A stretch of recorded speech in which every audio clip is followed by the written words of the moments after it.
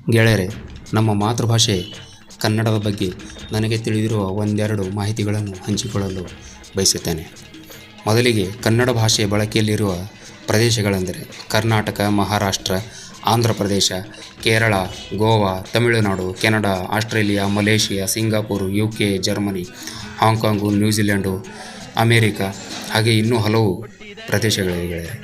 2011ರ ಜನಗಣತಿಯ ಪ್ರಕಾರ ಭಾರತವು ಸೇರಿ ಪ್ರಪಂಚದಲ್ಲಿ ಸುಮಾರು 11 ಕೋಟಿಗೂ ಅಧಿಕ ಜನ ಕನ್ನಡ ಮಾತನಾಡುತ್ತಾರೆ. ಅದರಲ್ಲಿ 7 ಕೋಟಿಗೂ ಅಧಿಕ ಜನ ಕನ್ನಡವನ್ನು ಮಾತೃಭಾಷೆಯನ್ನಾಗಿಸಿಕೊಂಡಿದ್ದಾರೆ. ಜಗತ್ತಿನಲ್ಲಿ ಕನ್ನಡ ಭಾಷೆಗೆ 29ನೇ ಸ್ಥಾನಮಾನ ಸಿಕ್ಕಿದ್ದು ಅತೀವ ಸಂತಸದ ವಿಷಯ. ನಮ್ಮ ಕನ್ನಡ ಬರಹದ ಮಾದರಿಗೆ ಸುಮಾರು 500 ವರ್ಷಗಳ ಇತಿಹಾಸವಿದೆ. ಅದರಲ್ಲಿ 1000 ವರ್ಷಗಳ ಸಾಹಿತ್ಯ ಪರಂಪರೆ ಕನ್ನಡಕ್ಕಿದೆ. ವಿನೋಬಾ ಭಾವೆಯವರು ಕನ್ನಡ ಲಿಪಿಯನ್ನು ಲಿಪಿಗಳ ರಾಣಿ ಎಂದು ಹೊಗಳಿದ್ದಾರೆ. ಹಾಗೆ ನಮ್ಮ ಕನ್ನಡವು ಒಂದು ದ್ರಾವಿಡ ಭಾಷೆಯಾಗಿದೆ ಗೆಳೆಯರೆ.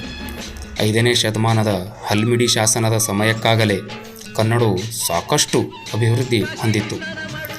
ಇತಿಹಾಸಕಾರರು ಕನ್ನಡ ಭಾಷಾ ಚರಿತ್ರೆಯನ್ನು 3 ವಿಧವಾಗಿ ವಿಂಗಡಿಸಿದ್ದಾರೆ. ಮೊದಲನೇದು ಹಳೆಗನ್ನಡ. ಇದು ಬಂದುಬಿಟ್ಟು ಕ್ರಿಸ್ತಶಕ 450ರಿಂದ ಕ್ರಿಸ್ತಶಕ 1200ರವರೆಗೆ ಅಸ್ತಿತ್ವದಲ್ಲಿತ್ತು. ಹಾಗೆ ಎರಡನೇದು ನಡುಗನ್ನಡ. ಇದು ಬಂದುಬಿಟ್ಟು ಕ್ರಿಸ್ತಶಕ 1200ರಿಂದ ಕ್ರಿಸ್ತಶಕ 1700ರವರೆಗೆ ಅಸ್ತಿತ್ವದಲ್ಲಿತ್ತು. ಹಾಗೆ ಮೂರನೇದು ಹೊಸಗನ್ನಡ. ಇದು ಬಂದುಬಿಟ್ಟು ಕ್ರಿಸ್ತಶಕ 1700ರಿಂದ ಪ್ರಸಕ್ತ ಕಾಲಘಟ್ಟದವರೆಗೆ ಅಸ್ತಿತ್ವದಲ್ಲಿದೆ. ಹಾಗೆ 20ನೇ ಶತಮಾನದಲ್ಲಿ ಕನ್ನಡ ಭಾಷೆಯು ಅಭಿವೃದ್ಧಿ ಬಹಳ ವ್ಯಾಪಕವಾಗಿ ನಡೆದಿದ್ದರಿಂದ ಕನ್ನಡ ಭಾಷೆಯ ಅಭಿಜಾತ ಭಾಷೆ ಎಂಬ ಸ್ಥಾನಮಾನವನ್ನು ಕೇಂದ್ರ ಸರ್ಕಾರದಿಂದ ಪಡೆದಿದೆ. ಕ್ರಿಸ್ತಶಕ 700ರಲ್ಲಿ ತ್ರಿಪದಿ ಛಂದಸ್ಸಿನಲ್ಲಿ ರಚನೆಗೊಂಡ ಕನ್ನಡದ ಮೊದಲ ಕವಿತೆ ಕಪ್ಪೆ ಆರಭಟ್ಟ. ಈ ಶಾಸನದಲ್ಲಿ ನಾವು ಹಳೆಗನ್ನಡವನ್ನು ಕಾಣಬಹುದು. ರಾಜ ನೃಪತುಂಗ ಅಮೋಘ ವರ್ಷ ರಚಿಸಿದ ಕವಿರಾಜಮಾರ್ಗಂ ಕನ್ನಡದಲ್ಲಿ ರಚನೆಗೊಂಡ ಮೊದಲ ಕೃತಿಯಾಗಿದೆ.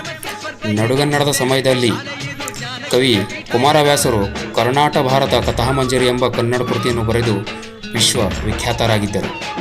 ಕನ್ನಡದಲ್ಲಿ ಖ್ಯಾತ ಭಕ್ತಿ ಕಾವ್ಯಗಳನ್ನು ರಚಿಸಿದ್ದ ಕೆಲ ಪ್ರಮುಖ ದಾಸರೆಂದರೆ ಕನಕದಾಸರು, ಪುರಂದರದಾಸರು, ನರಸಿಂಹತೀರ್ಥರು, ವ್ಯಾಸತೀರ್ಥರು, ಶ್ರೀಪಾದರಾಯರು, ಜಗನ್ನಾಥದಾಸರು, ವಾದಿರಾಜತೀರ್ಥರು, ವಿಜಯದಾಸರು ಮತ್ತು ಪ್ರಸನ್ನ ವೆಂಕಟದಾಸರು.